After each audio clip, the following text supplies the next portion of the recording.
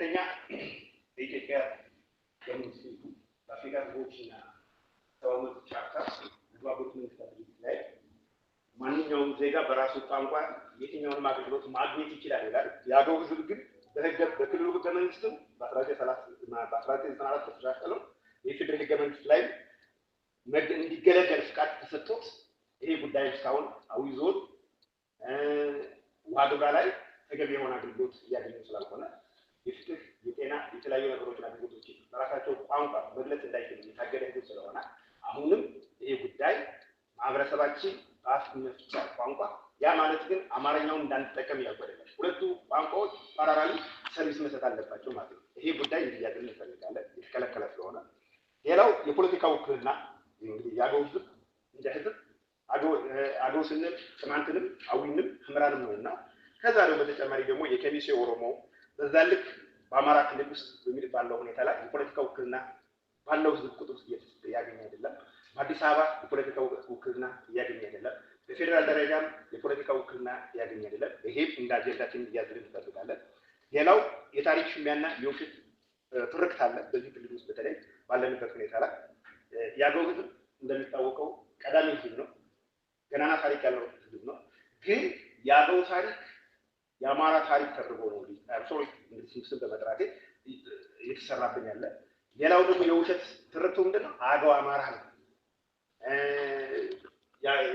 ላስታ አማራ ነው ምናምን የሚባሉ ነገሮች ሁሉ ስላሉ የአገው ታሪክ አገዎች እንዲተው እንፈልጋለን።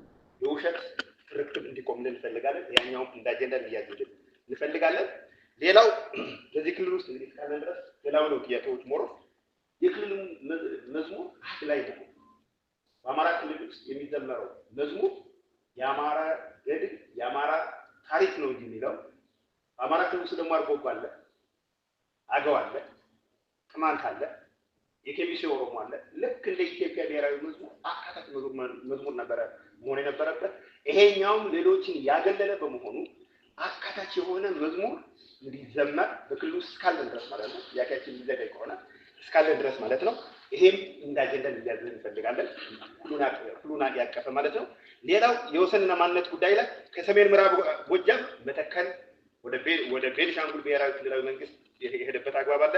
መተከል እንግዲህ ከስያሜ ጀምሮ ሚቲኪሊ ነው የሚለው አገውኛ ስያሜ ነው። በዛ ላይ የሚኖር ባለቤት የሆነው ህዝብ ደግሞ መጤ ተብሎ በተለያዩ ጊዜያት ከፍተኛ ግድያ፣ መፈናቀል እየተሰራበት ነው። መተከል ላይ የአገው ህዝብ የባለቤትነት እውቅና የሚያገኝበትና መተከል ቢቻል ወደ ቀድሞ ርስቱ መመለስ የሚገባበት ስርዓት እንዲዘረጋ አጀንዳችን እንዲያዝልን እንፈልጋለን። ሌላው ከሰሜን ምዕራብ አገው ማለት ጎጃም አገው ማለት ነው ባጭሩ ቋራ፣ አላፋና ጣቁሳ ወደ ሰሜን ጎንደር የተከለሉበት አግባብ አለ። ሌላው ከአየጓብ ወረዳና ከዚገም ወረዳ ወደ 14 የገጠር ቀበሌዎች ወደ ምዕራብ ጎጃም የተከለሉበት አግባብ አለ። ይሄ እንደውም አሁን ሪሰንትሊ ነው የተደረገውና ይሄ ወደ ባለቤቱ አገው የሚሄድበት አሰራርና ውሳኔ የሚሰጥበት እነዚህ ቦታዎች በህጉ ተደንግገው እንደ አጀንዳ ህዝቡ እንዲወያይበትና መፍትሄ እንዲያገኙ እንፈልጋለን ማለት ነው። ሌላው ከወሰንና ማንነት ውስጥ ከሰሜን ምስራቅ አገው ህምራ አካባቢ ማለት ነው ላስታ፣ ላሊበላና ቡግና ወረዳዎች ወደ ሰሜን ወሎ የተከለሉበት ቦታ አለ። በተለይ ላስታ፣ ላሊበላ የምንለው የአገው ህዝብ ሁለንተናዊ የሆነ የነገስታት መቀመጫ የመንፈሳዊ ሆነ ፖለቲካዊ ክንውኖች ሲደረጉበት የነበረ ስለሆነ ወደ ዋግ የሚከለልበት ሁኔታ እንዲፈጠር አጀንዳ እንዲያዝልን እንፈልጋለን። ሌላው ከዛው ከሰሜን ምስራቅ አገው አበርገሌ፣ ላታ፣ ኮረምና ኦፍላ ወደ ትግራይ ክልል የተከለሉበት አግባብ አለ። እነዚህ በሀገራዊ ምክክሩ ውስጥ እንደ አጀንዳ ተይዞ ህዝባችን ወደ አንድነት የሚመጣበት እድል እንዲኖር እንፈልጋለን።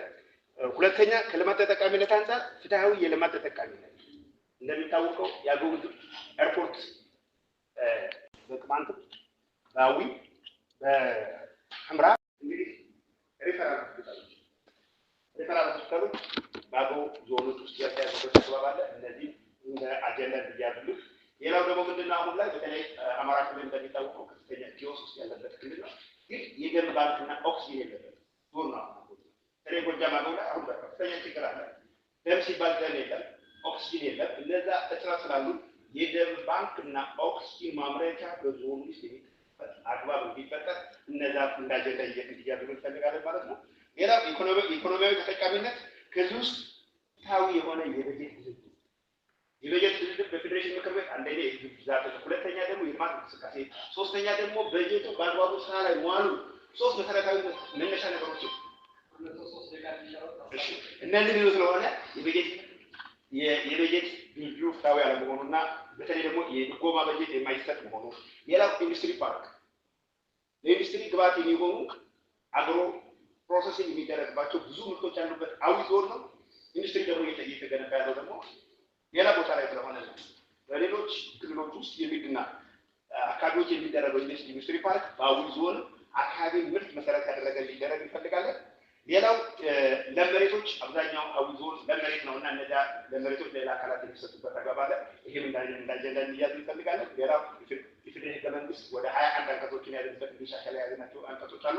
ይሄ እንዳንያዝ እያንዳንዱ አንቀጽ ለመጥቀስ እየተደለ ሌላው የሀገሪቱ የምርጫ ስርዓት ከአብላጫ ምርጫ ስርዓት ወደ ተመጣጣኝ ምርጫ ስርዓት እንዲቀየር ይሄ የምንፈልግበት ነው።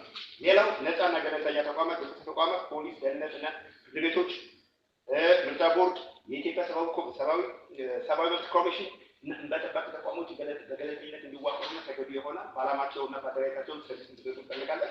ሌላው ህብረ ብሔራዊ ሰንደቅ ዓላማ አሁን ቅድም ሲባል እንደነበረው የተለያዩ ሰንደቅ ዓላማዎች አለ ሀገራችን ውስጥ፣ ግን ኢትዮጵያን የሚገልጽ አንድ ሰንደቅ ዓላማ በህግ ተደንግጎ እንዲወጣ ይሄ እንደ አጀንዳ እንዲያዝ እንፈልጋለን። ሌላው የሃይማኖት ተቋማት በተለይ ደግሞ ገድላትን አይተን ከሆነ እንደ አቡነ ተክለ ሃይማኖት ገድላት እንደ መባቴውን ገድላት ላይ የአገው ህዝብ ላይ ከፍተኛ ጥላቻ ያደረጉ ስለሆነ የኢትዮጵያ ኦርቶዶክስ ተዋሕዶ ውስጥ የሚታተሙ ገድላት በህግ እንዲታገዱ እንፈልጋለን። ሌላው ደግሞ የሚዲያ ነፃነት እና ስርጭቱ ይፍታዊ የሆነ ስርጭት አለ። አሁን አማራ ክልል ውስጥ በየቦታው ላይ ኤፍኤሞች አሉ። የብሔረሰብ ዞኖች ላይ አንድም ላይ ኤፍኤም የለም። ያ አዊ ዞን ከ2 ዓመት ከ3 ዓመት በላይ መሰረተ ልማቱ ተዘርግቶ በተለይ ቤቶች የተገነባው ከ10 ዓመት በላይ ነው። ግን እስቲ የብሔረሰብ ዞን ሆኖ ሚዲያ እንዳይኖር ኤፍኤም እንዳይኖር የተከለከለበት አለ። ያለው ሚዲያ በስሙ እንዲዋቀር ያደረገበት አግባብ አለ። ሌሎችም በሚዲያ ጋር ያሉት ምሳሌ አሚኮ ኢፍታዊ የሆነ ስርጭት ይሰራል።